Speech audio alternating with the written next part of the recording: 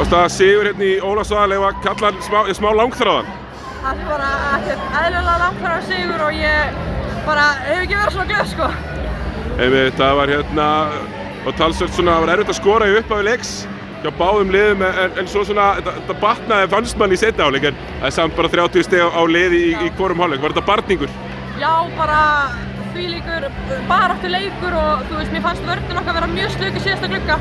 Þannig að það er frábært að geta komið inn og spila svona varnir og ná að stela boltum og taka fráköst. Þú veist, við tókum eiginlega engin fráköst síðasta móti þannig að þetta var bara, já, miklu betra. Það eru alveg stórar og miklar. Var lagt áherslu á þess að maður segir stundum í svona hálfgerðu gríni að minna þessa bakverða á að koma og sækja boltar þegar þú ert að slást við þessa stærstu?